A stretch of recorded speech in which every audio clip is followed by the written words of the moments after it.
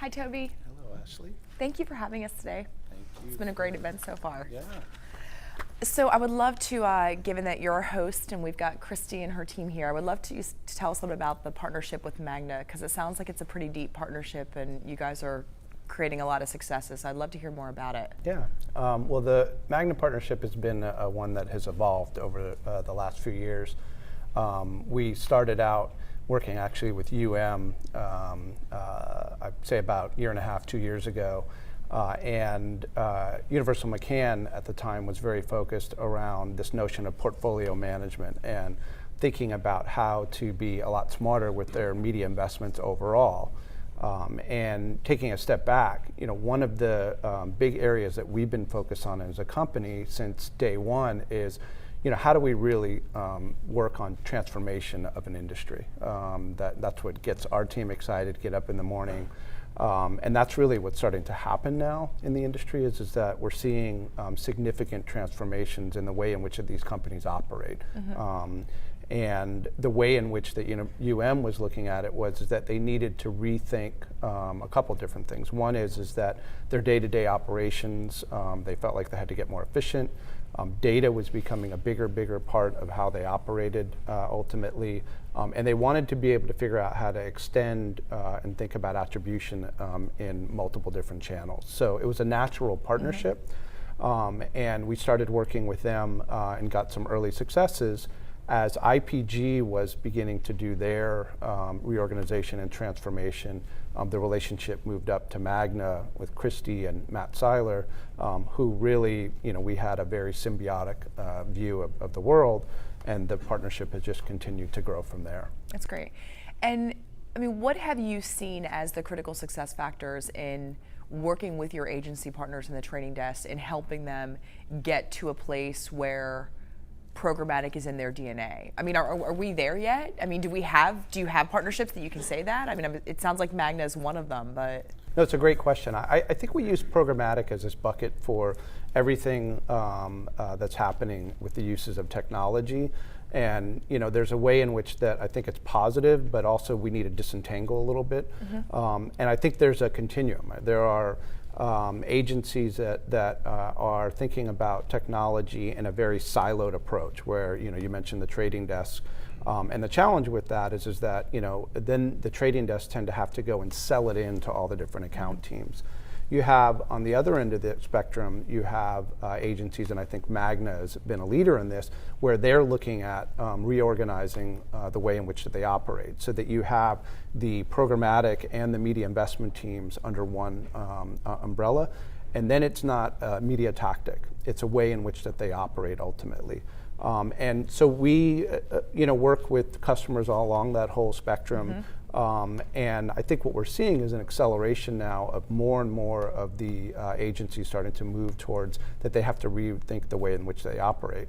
And if I may be so bold as to say, I think that it's no secret that the traditional agency model on the media side is broken. That margins are under pressure. I think that people tend to get overworked. They're not focusing on the areas that are really going to move their clients' dollars ultimately to lead to effective ROI. So this industry is at an inflection point, and we're seeing a pretty significant overhaul. And this is why, I mentioned earlier, why we feel like it's such an exciting time to be in this industry, because we're starting to finally see, and I've been doing this for 15 years, that not only is it just the search and digital display, but now video and increasingly television that are starting to leverage technology in innovative ways. So I would love to kind of dive into this. You alluded to attribution modeling and success and really tying it back to a P&L. Like, how far reaching is the Adapt platform? Like, how does that, where's the connective tissue, and sort of what's the continuation to actually tie into the media mix modeling and know that we're moving a P&L, et cetera? Like, what's that expansive dynamic within your partnerships? So it's a significant part of what we're focused on, and you have to remember that Adapt TV, we have historically been just focused on online video. Mm-hmm. So to the extent that we could, really truly understand attribution across all the media channels, we were fairly limited. About a year ago, we made the investment to move into linear television. We saw increasingly that the two were being planned, bought, sold together. And with Nielsen and Rentrack and others who are starting to provide combined data sets, you start now to be able to look at video, sight, sound, motion across different vehicles where people are watching those.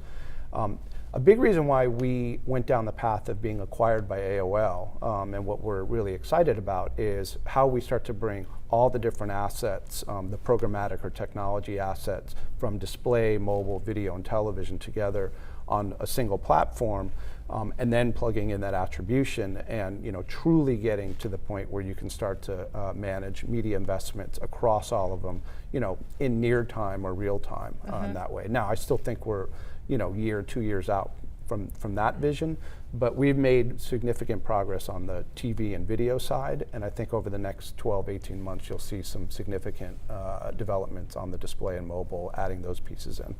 And what role do broadcasters have to play in this sea change? Yeah, it's probably was the hardest part of entering into the television space, because the buy side was all in. They loved the notion they can use their first and third party data to do targeting. The sell side was a bit reluctant, right? They've got a model, they trade billions of dollars, it works fine. And what we've seen is that some of the major agencies are coming into, whether it be the upfronts or having conversations with kind of the mid-tier broadcasters, and working the edges into the primary broadcasters to get them to start to loosen up the reins a little bit, allow them to have more flexibility on being able to target on inventory, move in and out of inventory. I think it's a big part of what we do also, which is to help educate the sell side that this is not about giving up all controls, that you can use technology and still have set commercial terms, that you can control your data. A lot of the issues that I think the sell side is worried about, there are technology solutions for that. And so we're starting to see a real movement from the sell side now. And I think over the next year, 2 years, it's going to be a big sea change. Great. Thank you, Toby. Yeah, Thanks thank again. you.